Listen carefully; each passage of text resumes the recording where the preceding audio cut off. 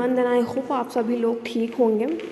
बात करते हैं टॉपिक पे। जैसा कि हम सभी जानते हैं कि हमारा इस टाइम चल रहा है 3.1 में ये जो मतलब कि जो सब यूनिट है बहुत ज़्यादा लंबी हो गई है। क्यों लंबी हो गई है? क्योंकि इसमें डायग्नोस्टिक एंड असेसमेंट टूल्स के बारे में बात कर रखा है जो ऑटिज्म बच्चों पे अप्लाई किए जाते हैं।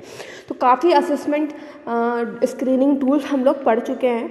आज बात करते हैं अपने नए टॉपिक के बारे में। तो नया टॉपिक क्या है? Insulin diagnostic tool for autism disorder, AINDT ASD tool. जो हमारा इंसुलिन डायग्नोस्टिक टूल है वो ऑटिज्म बच्चों के लिए बनाया गया है। इसे INDT एंड ASD टूल्स भी कहते हैं। हिंदी में बात करें, ऑटिज्म स्पेक्ट्रम विकार के लिए insulin diagnostic tool INDT and ASD tool.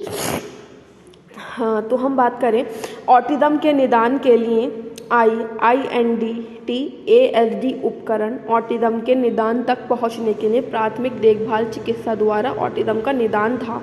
ये जो हमारी IND ASD उपकरण है ऑटिज्म बच्चों के निदान मतलब डायग्नोस करने के लिए क्यों था? क्योंकि इन बच्चों की क्या है, जो इनकी प्राइमरी देखभाल करना चाहता था चिकित्सा द्वारा, ऑटिज्म का निदान करना था।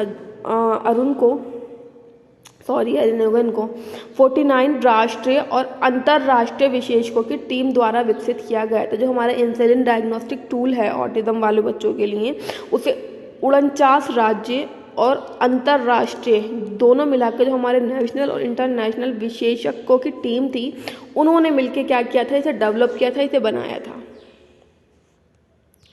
इसके बाद बात करूं विशेषज्ञों में जो भी बात की गई प्रोफेशनल्स के ऊपर कि कौन कौन सी टीम से बनाया था, उसमें कौन कौन से विशेषज्ञ थे? बाल रोग विशेषज्ञ, महामारी विशेषज्ञ, मनोवैज्ञानिक विशेषज्ञ, विशेष शिक्षक शामिल थे। जैसे उन्होंने बात करी, इन्होंने डायग्नोस्टिक टूल डेवलप किया, उसमें के उसके 49 नेशनल और इंटरनेशनल टीम के सदस्य शामिल थे। उस टीम के सदस्य में जो हमारे चाइल्ड स्पेशलिस्ट होते हैं वो थे, है ना, साइकोलॉजिस्ट थे, स्पेशल एजुकेटर थे। इन सबकी टीम ने क्या किया? एक मानदंड निर्धारित करके इस चेकलिस्ट का विकसित किया और उपकरणों को 2 दिवसीय कार्यशाला में विकसित किया गया था। कि मतलब ये जो हमारा स्क्रीनिंग टूल डेवलप हुआ था वो दो दिवस की मतलब 2 दिन की कार्यशाला जो भी है ना, कार्यशाला में क्या किया? इसे डेवलप किया गया था। टूल में कितने टोटल 2 सेक्शन हैं, A और B। A सेक्शन में 29 लक्षण या आइटम स्किल्स गोल है और जो हमारा पार्ट B है उसके आधार वो क्या है? पार्ट B है। पार्ट A के आधार पर प्रतिक्रिया से संबंधित कितने प्रश्न हैं? 12 प्रश्न हैं। इस टूल को जब हम बच्चों पे अप्लाई करते हैं तो टोटल 45 से लेके 60 मिनट के बीच का टाइम इन बच्चों के लिए लगता है।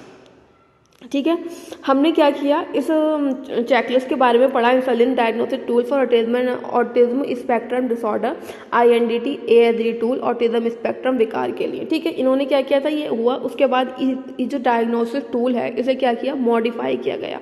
तो अब हम इस मॉडिफाई वाले रूप को पढ़ेंगे। इसके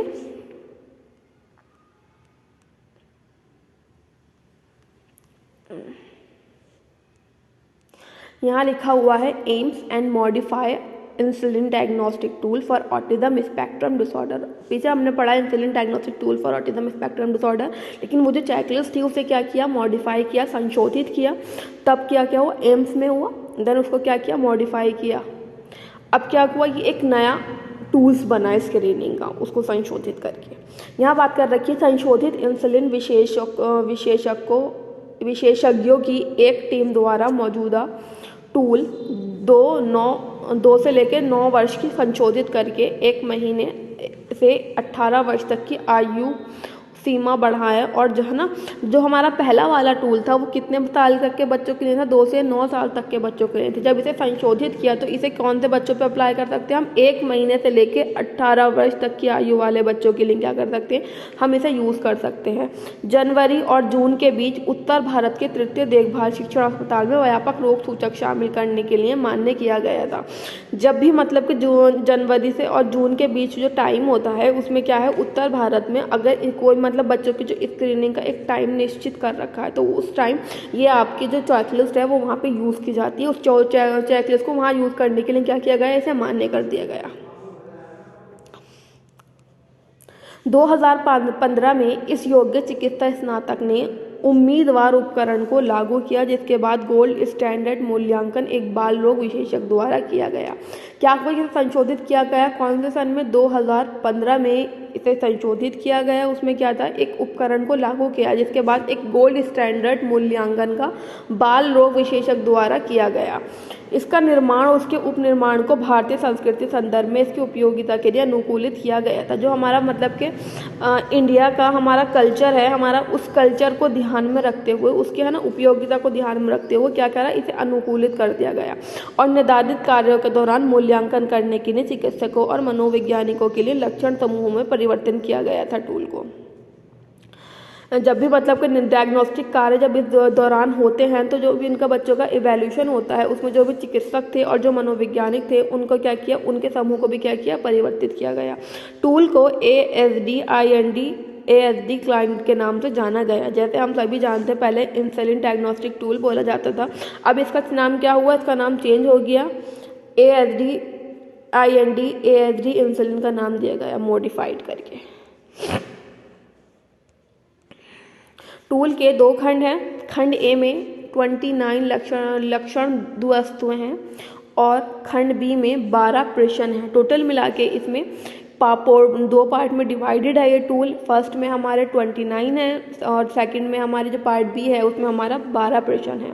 शुरुआत का समय, लक्षण की अवधि, स्कोर और नैदानिक एल्गोमेट्रिक उपकरण को प्रशासित करने और स्कोर करने में लगभग 45 से 60 मिनट लगते हैं। मतलब ये जो हमारा सारे क्वेश्चंस को अप्लाई करना, उसके बाद जो भी हमें स्कोरिंग करने में टोटल कितना टाइम लगता है, 45 से लेकर 60 मिनट लगते हैं। मूल्यांकनकर्ता और साक्षात्कारकर्ता को एक ट्राइकोटोमस विकल्प हाँ